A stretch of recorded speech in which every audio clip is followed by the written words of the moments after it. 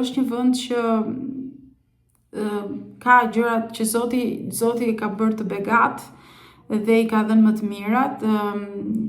Nafta është shumë e lirë, krahasim mbaj mend me naftën në Shqipëri, është më e lirë se uji, normalisht. Uji mund të jetë edhe më i shtrenjtë, për shkak dhe të vendit e tjerë. Që thash, ka shumë pastërti. Në çdo vend ku të shkosh, qoftë spital, qoftë në çdo vend vjen era parfum. Unë kisha prindrit herën e fundit këtu dhe ata u habitën.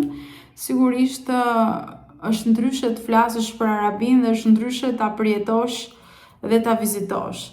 Kështu që uroj që të gjithë ta keni mundësinë për ta vizituar. Unë si qëllim tani kam të vizitoj Medinën edhe sërish Mekën.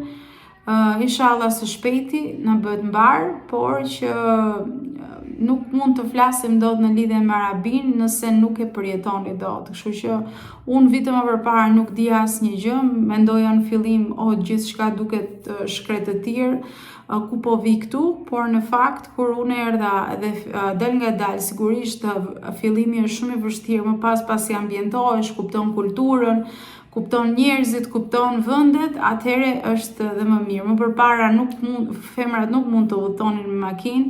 Sigurisht tashmë është bërë mundur që të udhëtojnë me makinë dhe pavarësisht se disa preferojnë ta zënë shofer personal, ka shumë tani që janë zhvilluar nga ana e pavarësisë dhe pikërisht sepse rrugët janë shumë të mëdha, shumë të largëta, distancat, është e nevojshme makina.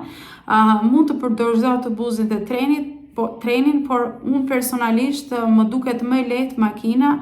Ka problem, nuk e quaj problem, por për ne që jemi mësuar ta zëmë të ecim në këmbë, nuk ka shumë vende për të ecur në këmbë, por janë në ndërtim, janë krijuar në disa vende.